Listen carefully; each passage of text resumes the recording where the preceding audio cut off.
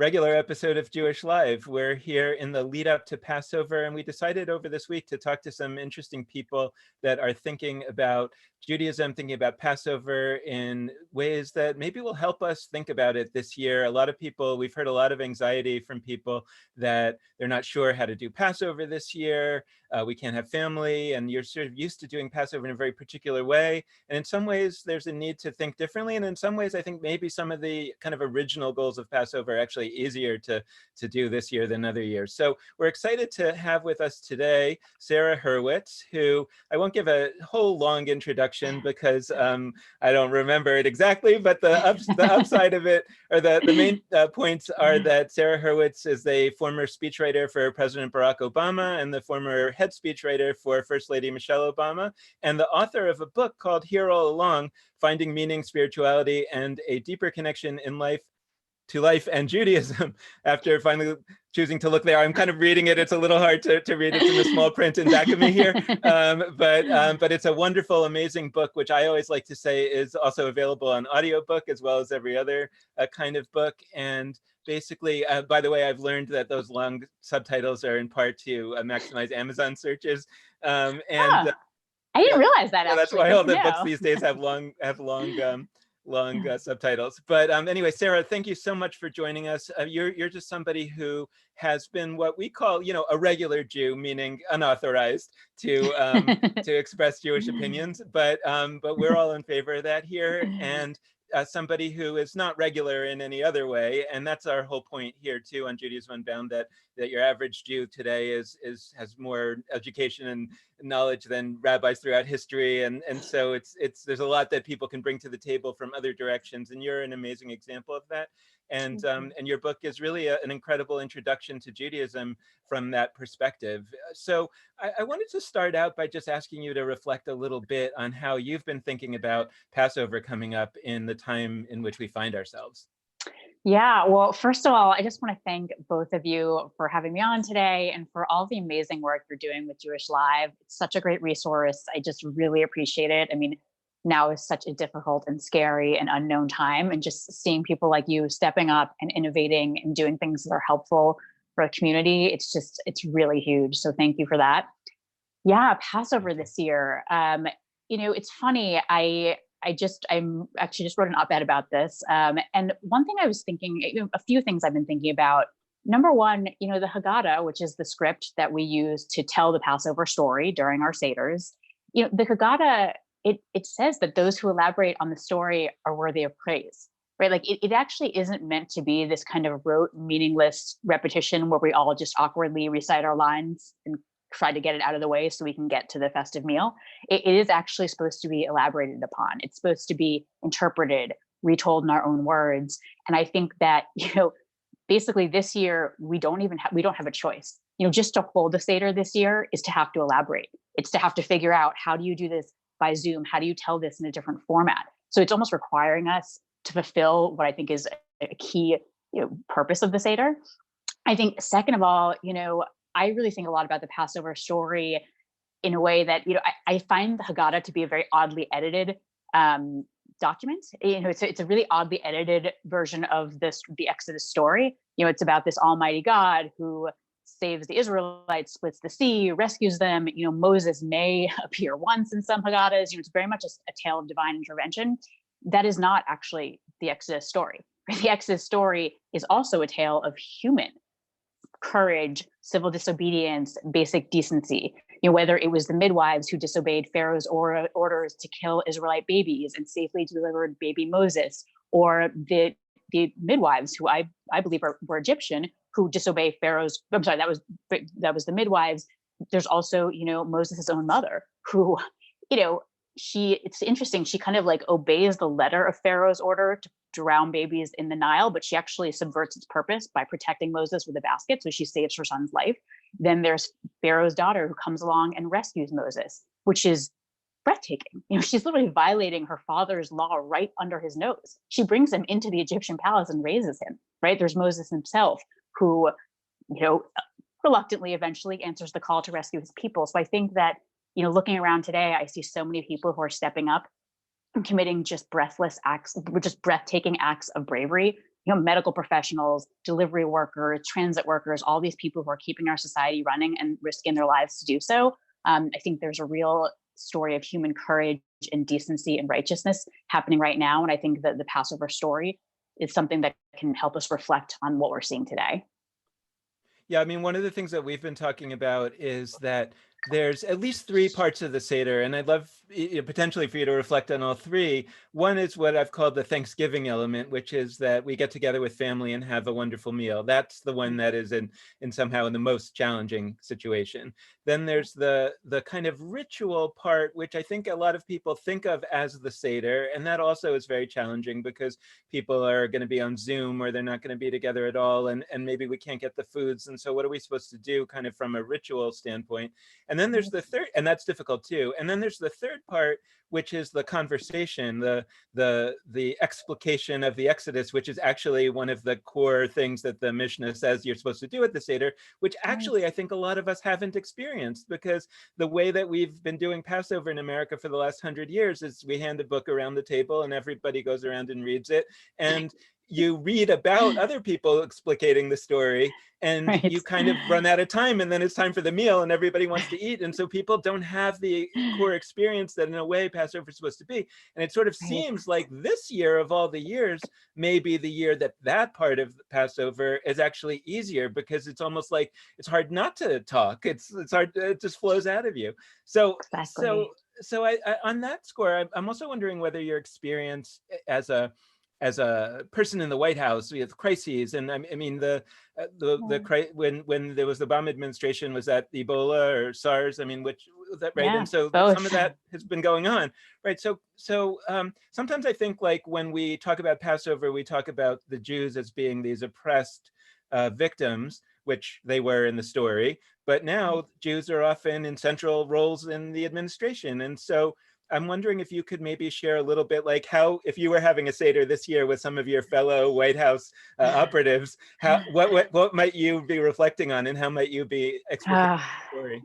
Yeah, I mean, such a great question. I think if I were having a Seder with my fellow White House operatives, I think we would be just sharing our heartbreak with each other, because the reality is we know exactly what government can do in a situation like this, between H1N1 and Ebola and the way that we managed a lot of other crises. There are so many parts of the US federal government that can be marshaled at a time like this. And so if you have actually effective, competent, not cruel and corrupt and twisted leadership, you can actually marshal all of these forces to help. You can also marshal the private sector. You can marshal companies to stand up, especially if they respect you and if associating with you is actually helpful for their reputations. You can marshal nonprofits to step up. You can marshal activists and organizers to step up. You can marshal the entire Hollywood celebrity community to really come together and inspire people, to create PSAs, to create entertainment. That can be a really coordinated effort. And finally, you can marshal the American people.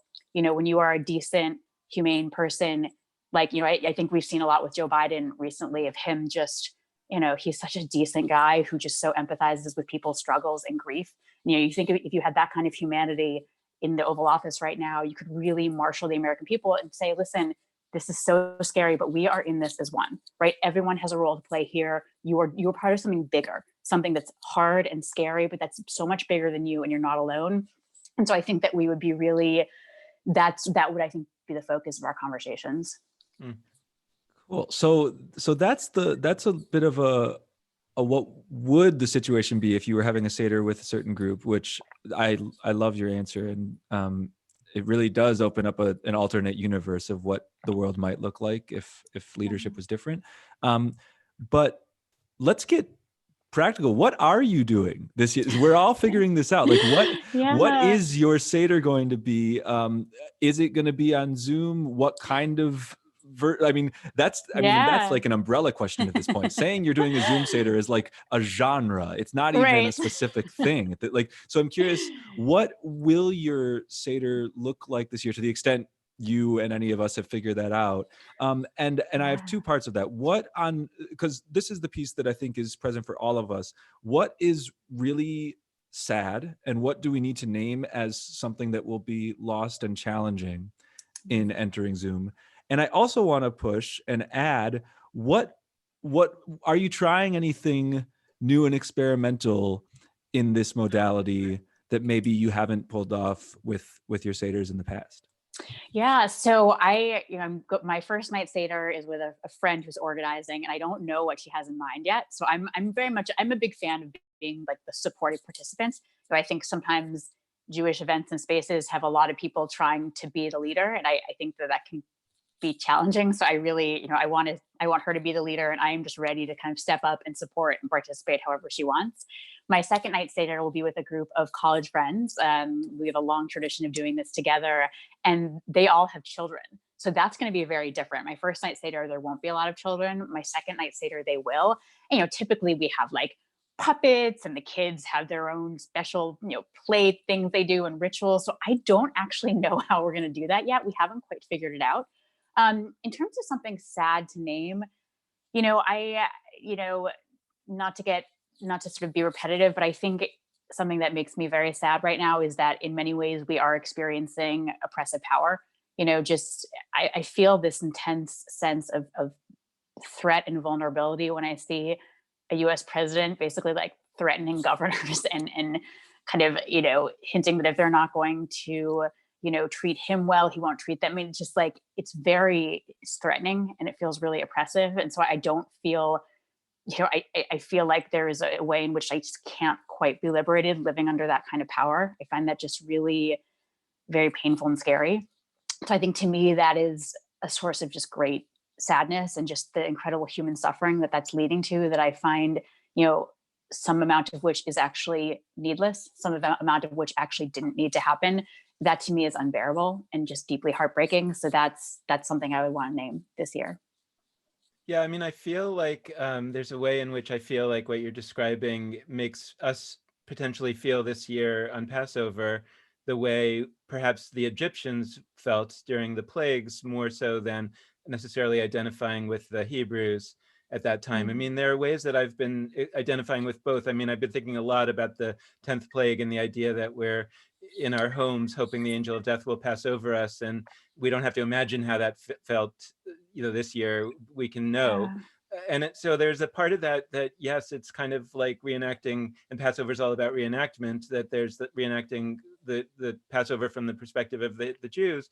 But when we kind of think about our own government and our own president, and like you say, just ways that one could respond to this better or worse, and have a sense that we're getting the worst, that it kind of makes you feel like, I don't know, I'm thinking a little bit about, well, if I was an Egyptian, how would I be thinking about Pharaoh? It's like, let them go already, like please let them go, so that we don't have to experience these plagues, so there's a version of that here. I'm curious about whether you, I've had a version of a question like this for artists in general, not just now, but on Judaism Unbound in general. And I think of you as like an artist with language. And very kind. Well, so, but I'm trying to get at this question of, when we have an old way of doing something, these symbolic foods, and for example, that maybe haven't been working so well. I mean, like when we, before, right? Like when we dip the parsley in the salt water, are we really feeling the tears? When we eat the bitter herb, is it, and I've always thought about the Seder as trying to enact something similar maybe to like the Eucharist, right? Where you take in the body of Christ, and somehow that you are what you eat, right? And so, Christ becomes part of your body, right, in Christianity. And so perhaps that's what the Seder is trying to get at by saying we're not just eating symbolic foods, but actually by taking in these foods, we are becoming those freed slaves. And so we're actually enacting what Passover is supposed to be all about, which is that in every generation, a person feels like he personally or she personally left Egypt. And so I'm wondering, I guess, like, as you reflect on that for this year, and that people may not be able to even get the foods that they're used to, are there other ways that come to mind, maybe with language and maybe with in other ways getting at people's hearts? Because I think you use language to get at people's hearts. How could we actually do things at the Seder that would actually move us in a way that maybe we've never been moved before, not just having an intellectual conversation? I love this question because it's actually something I write about in my book.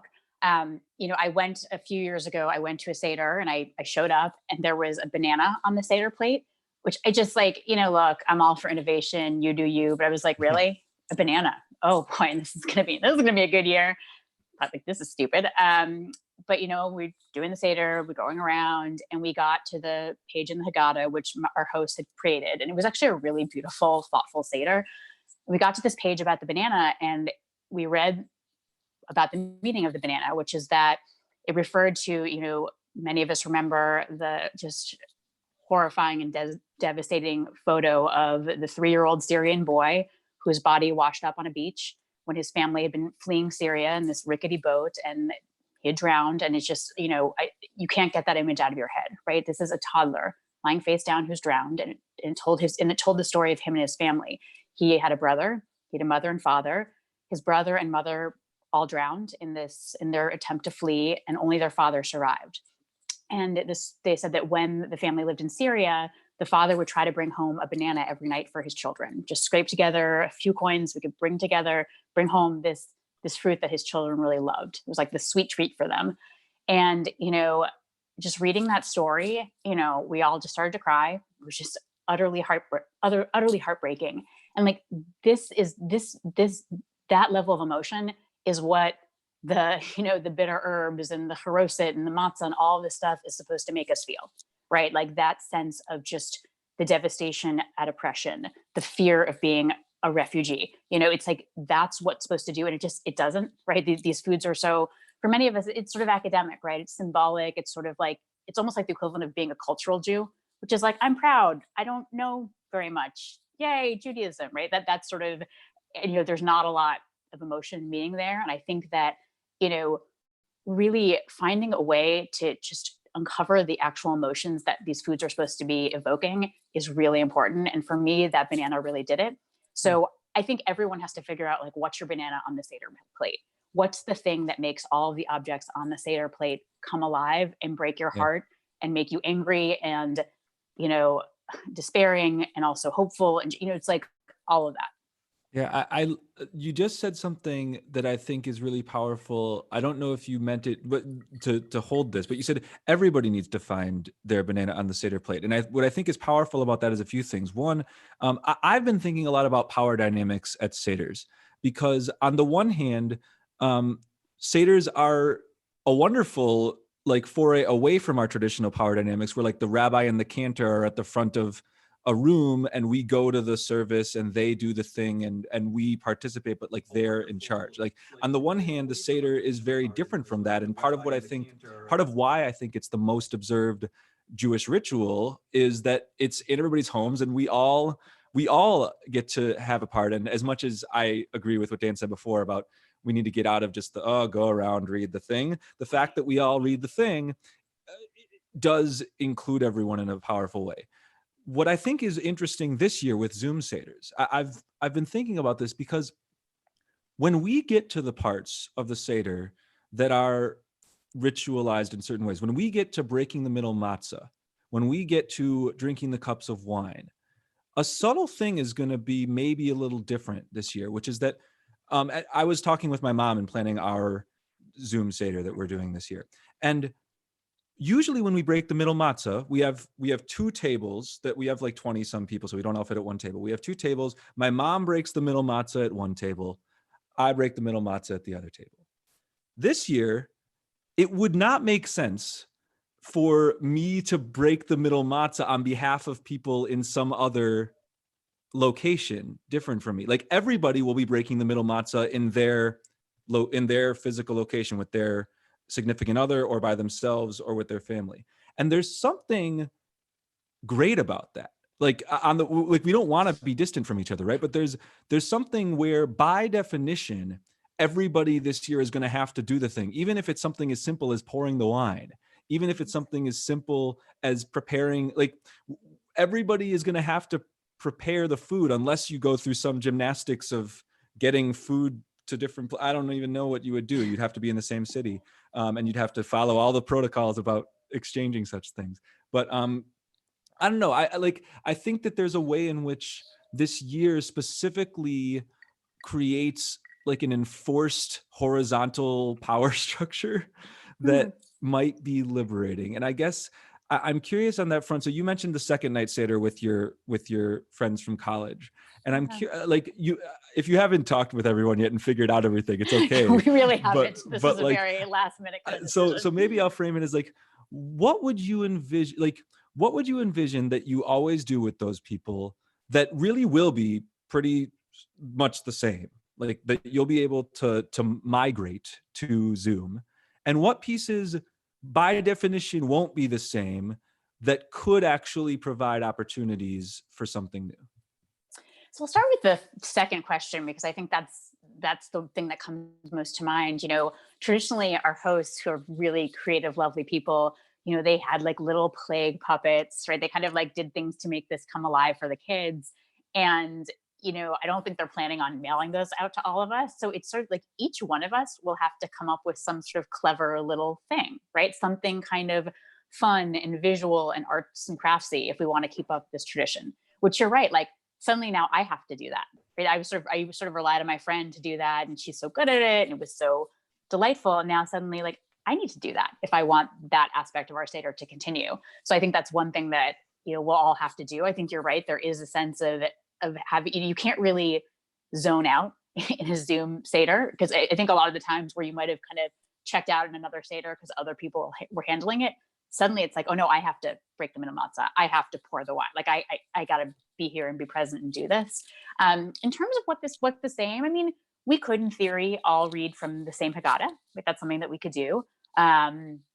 We will, I mean, I guess another thing that's really interesting is food, right? Like my hosts always, they made their own gefilte fish from scratch. They did all this really just amazing, created all this amazing food for us. And suddenly each of us has to create food for ourselves, right? That's, suddenly it's like, I need to learn how to, learn how to make roasted. I've done it before, but I have to sort of relearn that, right? I don't remember what recipe I ever used. It's like, oh, I've got to actually do that myself.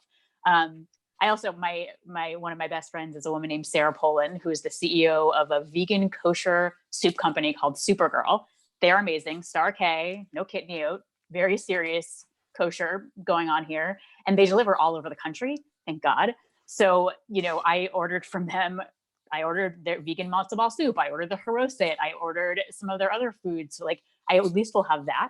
And they're amazing. Their soups are delicious. So if people are looking for really good, healthy, kosher food that can be delivered, that is a great option. So I think those are the things that I think about having to do myself and being able to continue things from previous years. So on the subject of food, shout out to our, we just released a video yesterday with Barry Dillinger, who's an Orthodox rabbi who started a soft matzah factory, which for obvious reasons isn't in full operation currently, but it's a how to do it at home video. And by definition, it can only take 18 minutes. That's what the matzah has to be. So, and it only has 2 ingredients, flour and water. So it's pretty easy. And literally everybody could do this. And people, and that's actually one of the questions, right? Like people sort of, again, are fretting for totally understandable and proper reasons. How am I going to do the Seder? How am I going to get matzah? Well, you could make your own matzah and it would actually be faster than going to the store and buying it. So, right. So, right. And so I really think that there's opportunities in a crisis. And that actually kind of leads me to a bigger picture question than Passover, I think, but still relating to Judaism. I mean, maybe on reflecting on not only your experience in the White House, but also maybe about the Obamas as people that I think are pretty cool in a crisis. And not only cool in a crisis, but President Obama and also Michelle Obama could comfort people when they needed comfort. I think that was an amazing skill that they had. And it feels like that's a kind of skill that maybe in the past we might have said, well, that's what rabbis do. But like many things that rabbis do, it may be that in this time of coronavirus in particular, and maybe in the time of Judaism that we're going forward into, some of those things are things that we can all learn to do and should all learn to do. And I'm wondering if you can reflect a little bit both on your experience in the White House, but also on the larger work that you did for writing the book Here All Along, and help regular people sort of understand a little bit where Judaism gives us some of that toolbox to comfort in a time like this. Yeah, no, it's a beautiful question. I mean, that was definitely, the Obamas, they're both such just deeply kind and humane and decent people. right? They have such strong consciences, such strong impulses to empathy. I saw that with them, day after day in the White House, not just in how they treated Americans who they interacted with, but also in how they treated us as staff. So I think that's so true. I mean, I've been thinking a lot recently about the story from the Talmud, which is, the Talmud there are these sort of ancient commentaries on the Torah, Torah is our key sacred text. The Talmud basically kind of reinterprets that sacred text, and which is the beginning of a tradition that, or not the beginning, part of a tradition that has been going on for 2,500 years, by which we are constantly reinterpreting and re-understanding our ancient texts in light of our current time. There's a story about a rabbi, say Rabbi A, he gets sick, Rabbi B comes, takes his hand and heals him. Then Rabbi B gets sick, and Rabbi C comes and takes Rabbi B's hand and heals him. And the rabbis telling this story say, wait a second. If Rabbi B could heal Rabbi A, when Rabbi B got sick, why didn't he just heal himself? And the answer is that the prisoner cannot get himself out of prison. And I find that to be such a deeply moving story, because it's a story about physical presence, which obviously is not possible right now, but I don't think we have to be physically present with each other to just be deeply present with each other.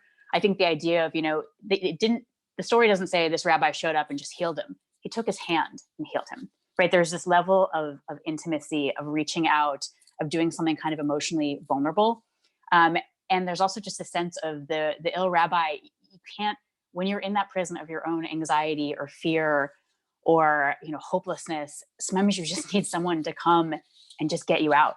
I mean, I find this on a very mundane level as a writer, where I get stuck in my own bad writing, and I need someone to come in and say, listen, this doesn't make sense. You have a terrible structure here. Here's how you should reorganize it. And then it's like this liberation of actually knowing what I need to do.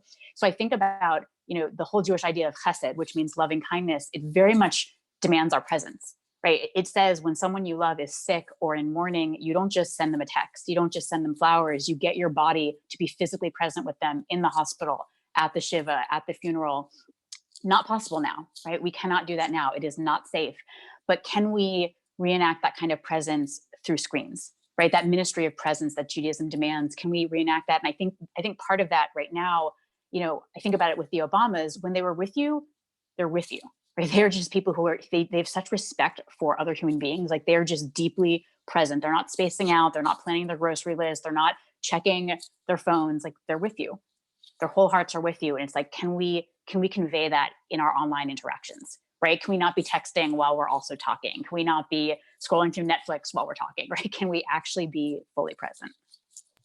Yeah. Man. I miss the Obamas. So me too, my friend. Yeah, me too. Yeah. I have, following Dan's lead, I have a question that is both about Passover and about much beyond Passover. One ongoing question in our Judaism Unbound podcast, and just I think that folks Jewishly are engaging with a lot, is there's this tension between, I don't want to say it's two kinds of Jews, because we're all each kind of Jew some days, but two orientations. One where I think a Shabbat service or a Jewish ritual or whatever can serve as a sanctuary from the world. I'm using the word sanctuary specifically because, like, literally the rooms where many Shabbat services take place are called sanctuaries, and I don't think that's an accident. They are meant on some level to be a sanctuary from what is outside. So that's one orientation, is that we want to experience Jewish rituals, Jewish holidays, as a little bit of an escape from everything else, and that's not so bad. And there's the other side of that, which we've had a lot of conversations with people about, where Jewish ritual, Jewish holidays are a specific opportunity to have a sacred interaction with the world, to say, there is a crisis happening. We're actually not going to escape from it. We're going to name that crisis and incorporate it into a ritual. I mean, so here's where it gets to Passover. But in general, this is a choice made by, every rabbi or everybody giving a sermon every week. Like, am I going to mention the big issue that everybody's talking about politically or otherwise, and tie it to the weekly parsha? Or am I specifically going to say, you know what, we need a break from that? And so I think that question is super huge right now. And it's huge for anybody planning a Zoom Seder and also anybody attending a Zoom Seder. And so I guess my question for you is, what's your orientation to that? Like, should like, it would seem inauthentic to not incorporate and name, we're in a crisis right now. There are Passover parallels to this. We can talk about what those are in the Seder. And I don't want to have Kadesh, the first part of the Seder. The wine connects to this thing with COVID-19.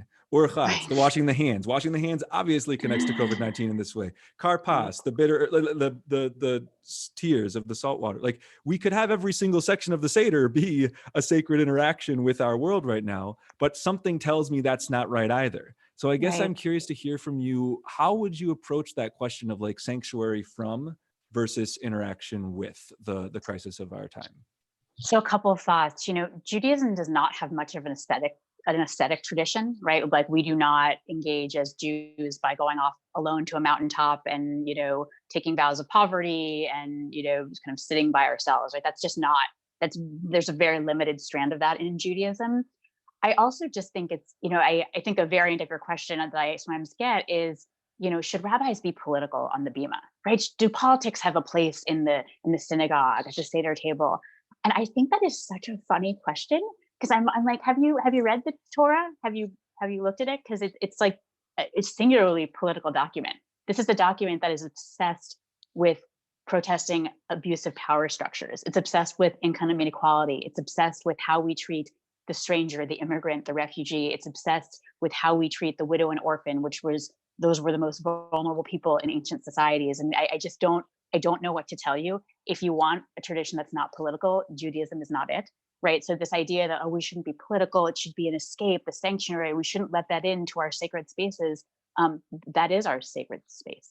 That is our sacred text. So I'm always confused when people kind of rant about politics on the bima or at the Seder table.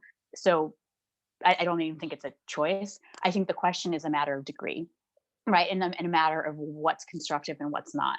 I don't think that, rabbis should be getting up there and endorsing candidates or saying that this political party should do this or that Judaism endorses this candidate, right? Judaism is multifocal. You can make a Jewish argument for just about, for many, many things. So I'm really hesitant about that. I also think that in this year, when people are feeling so anxious, I don't actually think it's helpful to just sit around kind of lamenting and being angry and kind of, going over how things have gone so wrong and become so awful. I think we do get that all day long on social media and on the news. So I think the question isn't, do we do this or not? The question is, how do we do this in a way that is empowering, that is sobering, but also imbues us with courage and with hope, right? So I think it's really a matter of how we choose to engage, right? So I don't think sitting around just complaining about Trump for 4 hours is helpful, but, can we think about how, all of these first responders out there are engaging in the same kinds of acts of courage and righteousness that all of these brave women in the Torah were? Can we make that connection and see how our tradition very much celebrates that, right? I think that's a good example of a way to tie the story together. I was wondering, so first of all, I wanted to mention to folks watching that this website right here is a way to order your book.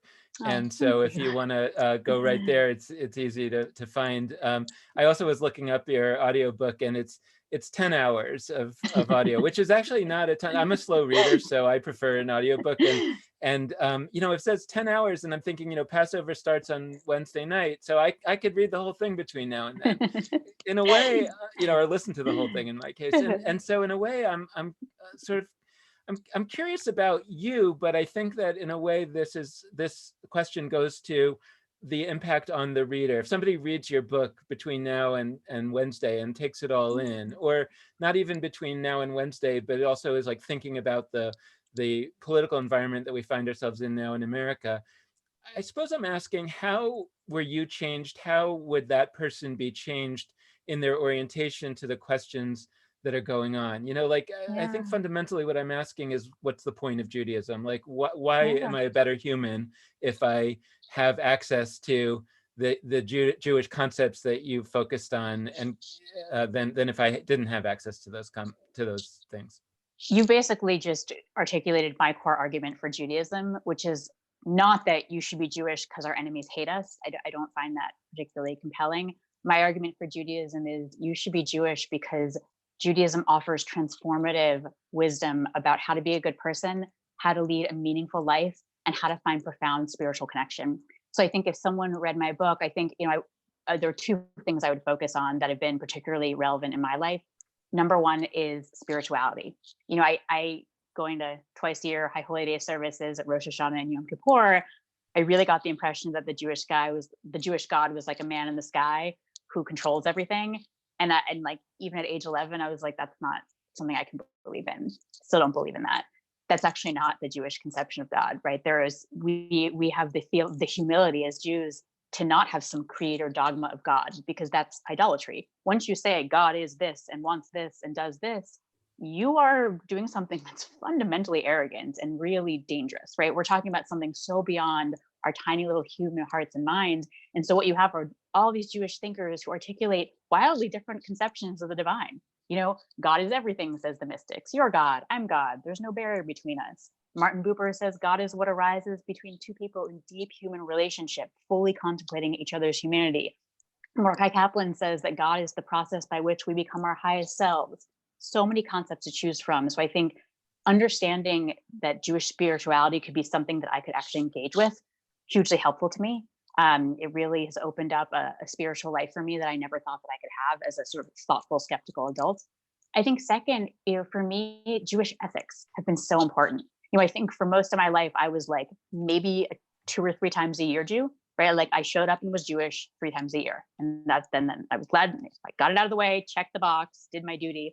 When you study Jewish ethics, you become an all the time kind of Jew. I think for me, at least I found, when I studied the Jewish thinking around speech, which we do all day long. And it just made me realize how casually thoughtless and cruel I can be with my speech.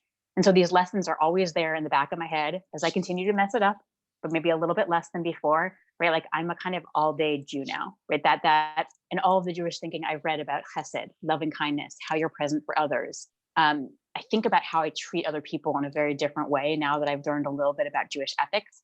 So I really think between spirituality and ethics, people will learn from my book a lot of things that you just don't see twice a year in a synagogue, right? Rosh Hashanah, our services are not the most helpful presentation of Judaism for the average Jew, right? If those are your only points of contact with Judaism, you don't necessarily see how much transformative wisdom it offers you for living a good and decent and worthy life right now. So that's really what I try to convey in my book.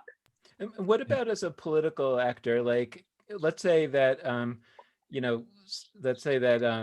certain people that are in the government right now, or we don't have to sort of talk about certain people, but how would you have been, or let's say you were to become a senator one day, how will you be in your political life, and how not only speaking more nicely, but like how would the way that we conducted our society change if the version of Judaism that you're talking about really permeated into people's hearts? And I would say, by the way, that of course, that I think that a Christian could write easily an analogous book to yours about Christianity, and a Muslim to Islam, Totally. that there's wisdom in these traditions. And I guess the question is like, well, the question that I really am asking is, somebody who really imbibes the wisdom in the way that you've presented it, how would they conduct themselves as a leader and as a politician? I think that the companion question is, how can we describe the version of these traditions that seem to be actually in the minds of a lot of our leaders who claim to be religious, and yet seem to be acting, first of all, interpersonally in ways that are shocking, and also in terms of their leadership, seem to be leading in ways that seem the diametric opposite of the ways that you've just described. So how is that happening? Right. I mean, I really think that the core beating heart animating Jewish idea is that we're all created in the image of God. That's a verse from our Torah, our key holy text. And I love how Rabbi Yitz Greenberg talks about this. He draws on Jewish tradition, on Mishnah, which is our commentaries on the Torah. And he says that essentially what this means is that each of us, we're all infinitely worthy. We're all totally equal to each other. And each of us is completely unique. There is no one else like us. And there's really no one who fully believes and embodies that view, right? None of us do. I think about the number of times you've walked by someone, someone who's homeless on the street who said, "Hey, can you help me?" And you've said, "Oh, I'm sorry, sir, not today." And you've kept walking. If that had been Barack Obama on the street, you would have stopped. Been like, "Oh my God, Barack Obama," or, a celebrity or someone, quote, important. Or if there'd just been a laptop on the street, probably would have stopped and said, Whose laptop is this?" But we don't actually fundamentally think that all people are worthy of our time and attention. And I think, keeping that core idea kind of as a North Star, I think that does start to change your behavior. If you really see other people as a manifestation of the divine, you really think of them as infinitely worthy and sacred. If you actually do internalize that on some level, then I think that it can change your behavior. But I think you're right that a lot of kind of self-professed religious people are not, what they're doing is more kind of idolatry. If you've made Donald Trump your kind of core animating god or idol, then it's, I think it's, making a human being your god. That's sort of the opposite of this idea. And I think we're seeing a lot of that these days, and it's having consequences that we're now measuring in human lives. Yeah, I love hearing you talk about your approach to the value of Judaism. Why do this thing? And I mean, when we had you on our podcast, you spoke beautifully, and just now you spoke beautifully. And I think the way that you've honed in on B'Tselem Elohim, on being constructed or created in the image of God, and more than that, what that means for how we would treat any human being with dignity.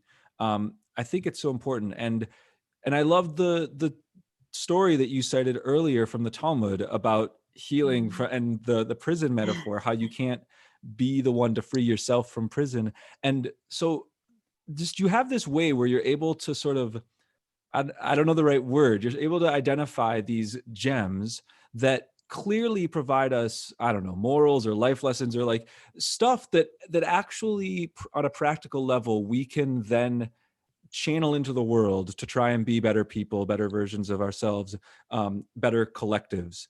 And so I guess on the Passover front, I'm curious if you could laser focus in, and I'm going to use a weird word, but like on a technology of the Seder. I think that the various steps in the Seder we can see as technologies. And when we see them as technologies, it implies they have a purpose that is not just doing them. Technologies exist to achieve something.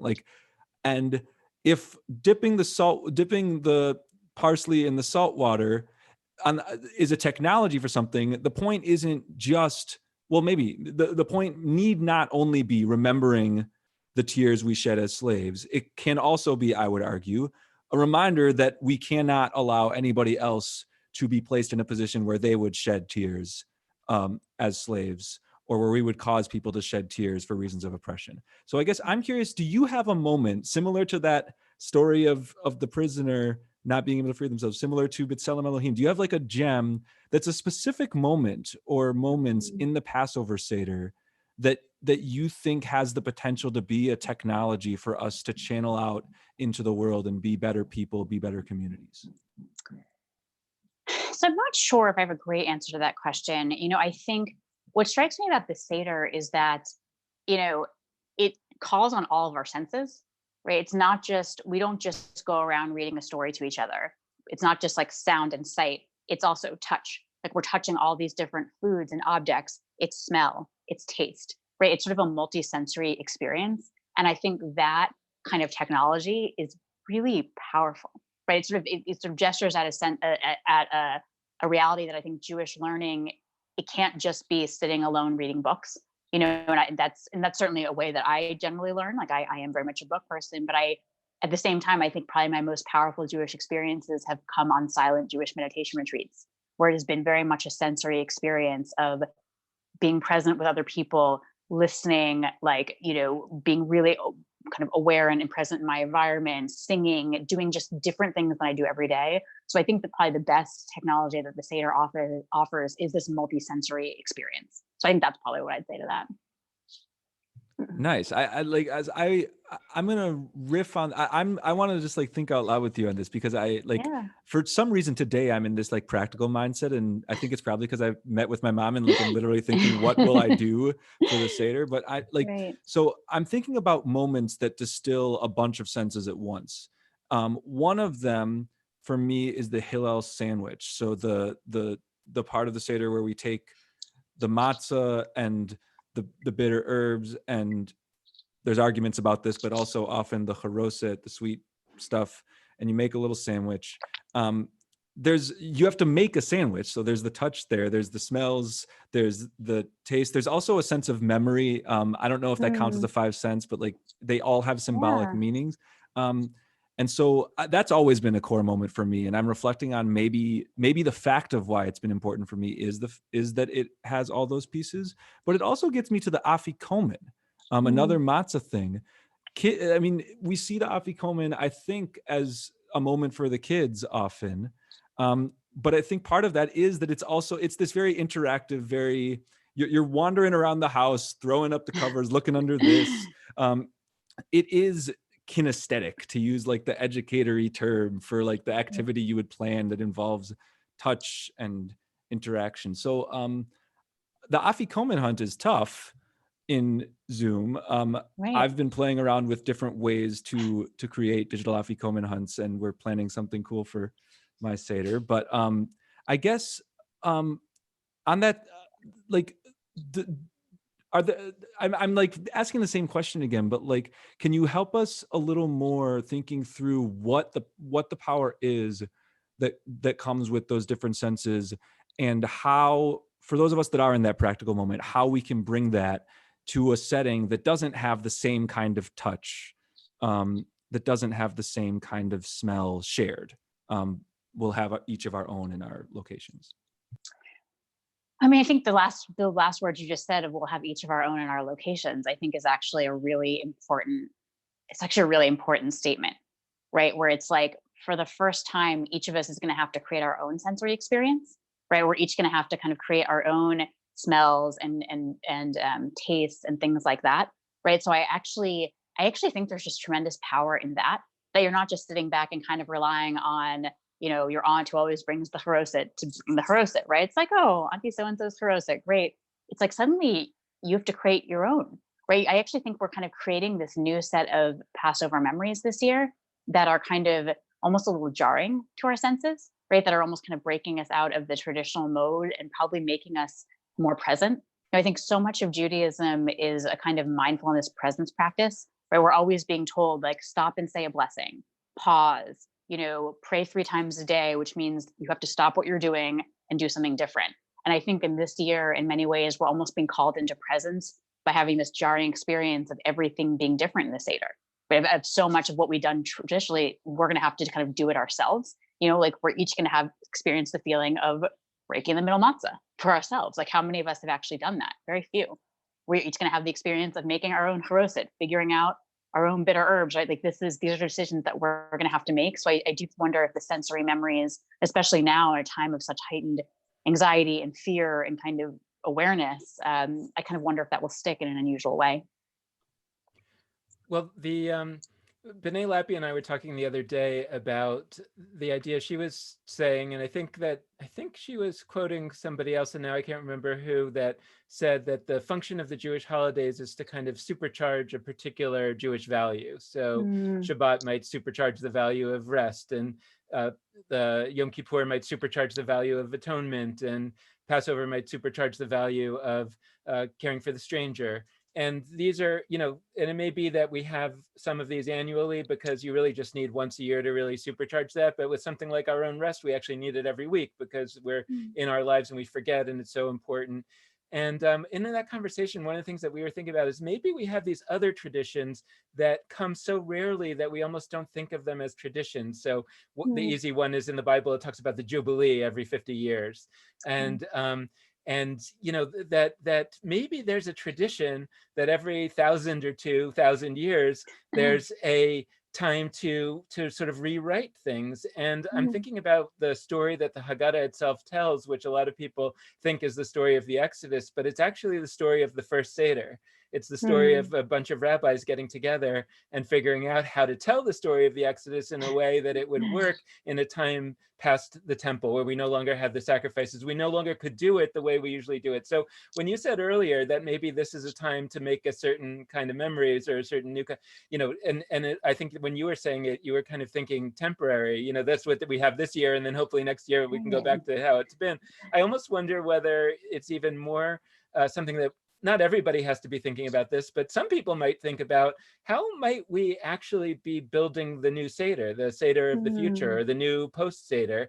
And I think that the way in which I think that you might have something to really contribute to this is reflecting on how do you create a moment? I mean, when you're writing a speech, how do you create a moment for the ages? When you are organizing a political convention, how do you make that not just a time to elect our nominee, but a time to actually, this is going to ground the next 4 or 8 years in something really deep, and clearly that's what Barack Obama did very well in his speeches, and even in his speech before he became president, when John Kerry was the nominee and he gave that famous speech, or when he gave the speech about yes we can, and these are things that just they're there for the ages. And so I guess for those of us, maybe it's a minority who actually are not only not so worried about that we can't quite do the Seder the way we always do, but that we see it as a little bit of an opportunity to actually create something new for the age. What are some of the tips that you might give us as somebody who has created moments for the ages? Yeah, I mean, I think it's really important to know where your audience's hearts and minds are. I think it's important to understand the moment. It's important to understand the people to whom you're speaking. That doesn't mean that you change what you're going to say. You shouldn't. Actually, you should say, the content should still be the same. It should be the truth. It should be the points you feel like are important to make, but you need to do them and make them in a way that your audience can understand. And so I think about, it's funny with the Haggadah, it's a really disjointed narrative, right? The Haggadah is not, the Exodus story is not told in an orderly way that actually reflects the story in the Torah, that reflects the biblical story. It's sort of disjointed. It's very, it leaves out a lot of what happens. It's kind of, if you didn't actually know the plot of the Exodus story, you may not be able to totally figure it out from the Haggadah. And I think, I think that that's worked for Jews for a very long time. But I just wonder for Jews today who, many of us just know so little. I'm not a fan of throwing things out. That is not the Jewish way, right? I would not say, okay, let's get rid of the Haggadah and write a whole new one because it's the 1,000-year time. That's just not what we do, right? The ancient rabbis didn't say okay, forget the Torah. It has all this weird stuff about sacrifices and we don't have a temple anymore. So we're done. New document. They just radically reimagined it and reinterpreted it. And I do wonder if today there's a space for us to do that with the Haggadah, to kind of point out that this story entirely leaves out the stories of these many brave women who literally Moses exists because of them, right? Moses would not have lived were it not for all these heroic women who stepped up and did what they did. Maybe we should give them a shout out. Maybe Moses should get more than one mention, right? It's I think understanding and retelling the story in our time, it might need to be a little bit different, but I don't think that we should ditch the original text. I think we should annotate it like we've done with the Torah. I love the format of a traditional, page of Talmud with all the commentary around the commentary around the commentary. I think it would be a great time to start doing that with our Haggadah as well. The only thing that I would add, and then I'll let Lex ask a question, but the only thing that I would add is some speechwriter came up with that Dayenu song, and that was a good one, meaning that they really, right. They really found a way to have a word that just stuck, and that kind of made the point that, by the way, just on an American political thing, I've always thought about the contrast between the Jewish Seder, which talks about this whole story and says Dayenu, it would have been enough if we only got half a loaf, basically, and versus Martin Luther King's I Have a Dream speech, where he says, we'll never be satisfied until justice rolls down like waters and righteousness like a mighty stream. And I've actually compared those, had a discussion at the Seder comparing those two questions, but it's really interesting. But I think that it would be interesting. I feel like the moment is here for a speechwriter this year to come up with a new phrase of some kind. Yeah, I agree with you, not rewriting the whole thing, but one more supplement that's going to really nail it home, Right. It's actually very rare that, that whole, there is this kind of sense that there's the magical line or phrase. And if you just figure it out, it can crystallize everything. And that's a really rare thing to happen. When they go low, we go high. First of all, Michelle Obama came up with that, not me. That is not my line. that's like a really rare thing. And by the way, the only reason that caught on was that it was in the context of an entire speech that people connected with and were moved by. If she'd gotten up and given a kind of boring, wonky policy speech and that had just left people cold, no one would really remember that line. So context is important too. Yeah, oh man, that's a perfect cue. Context is important too. I just changed the background of my Love Zoom it. screen. This was not a random thing. Before we go, I did want to close because Dan and I have both been saying this in different ways, like, and I hope it doesn't come off as like harsh to people. Like, we do see opportunities in Zoom Seders. We're not saying that because we in some way think that this is going to be hunky-dory and that we're not losing anything, but I do think that this offers up a chance, not because it's Zoom, but just we have to use what you said before. We have like a pause. We have a drastic disruption to how we normally do things, and from our vantage point, there is a use to such disruptions because they force us to, in a sense, start from scratch or at least rethink. And so I just shared a virtual background of like a palm tree and an ocean. Look at this beautiful view behind me for those lovely. of you viewing. And I did that because when I do that, it shifts the mood of the space. Like if I had a different image, if I had a serious image, like it tonally shifts what's happening. And I think that part of what this year allows for us is there are real tools of digital interaction that actually, like, I can't sit at a table in person with you, Sarah, and with you, Dan, and set a virtual background for behind me. I can't, that's not a capability. It's not to say that going online is therefore better because I can, but there are some things that we can do in this setting that we can't in person. So I want to strive for all of us to be like, oh, what are those? Like, not just how are we going to replicate as best as we can the steps that we've been doing. Okay, so we've got virtual backgrounds. What if I queued up? I would only have to find 15 images, one image for each section of the Seder that's going to be our backdrop, that's going to set a stage. What if I have as a backdrop the words to the blessing so that everybody can read them without having to look down and we can still be looking at each other? What if? It could be a different background for each plague. Yeah, there you go. So my question is, with virtual backgrounds, there's screen sharing, there's sound sharing, you can play video, there's all of these things. And so I guess, and this is hard to put you on the spot and ask without like telling you in advance I'm going to be asking it, but like, if you think about these various tools, screen sharing, chat boxes, virtual backgrounds, digital stuff, like, is there anything that comes to mind that you think, wow, that could actually be really cool for the 4 questions, that could be really cool for the hand washing, for the whatever section, anything like that? Yeah, I mean, I love the idea of having a different background for each plague. I love the idea of actually using the chat function, because I think oftentimes, the quiet people at our Seders get drowned out by everyone else and they just can't be heard. And suddenly this year, that quiet great aunt in the corner might actually have something really deep to say. And maybe, she knows how to use Zoom well enough, she can just chat in, hey guys, what about this?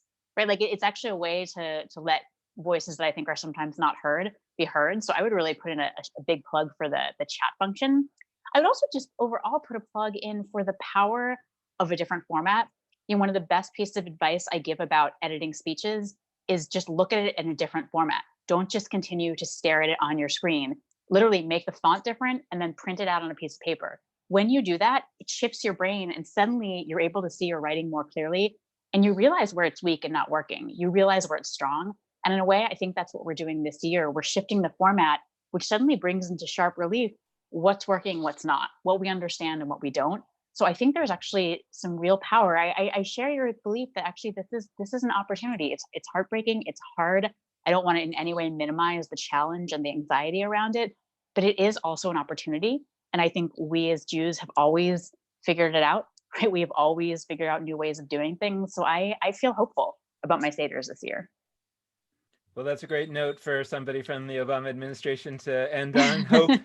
So thank you so much for being with us this hour, Sarah Hurwitz. I just want to remind folks that your book is called Here All Along. Somebody asked me a while ago, how's it selling? And I said, I don't know, but it's going to be selling for the next 100 years. Like, it is the introduction to Judaism that people should get for themselves, for their friends, Afikoman presents.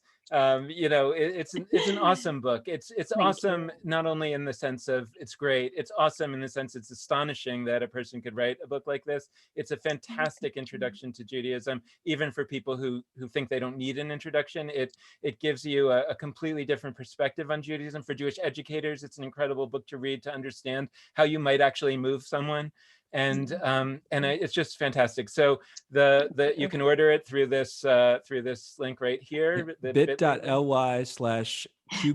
Hurwitz. That's capital Q, capital V, capital C, capital H for Hurwitz. And QBC you can also stands for quarantine. Yeah, so you can get it anywhere. And QBC just stands for Quarantine Book Club. That's why, just to point that out to people. And just Google Here All Along. Yeah. And that's another way to do it. But we're trying to model what we said with doing different things with our backgrounds. I all love of that. it. So I just echo what Dan said. It's such a privilege to have you always. And your book is so good. Listen to it, read it, whatever format works for people.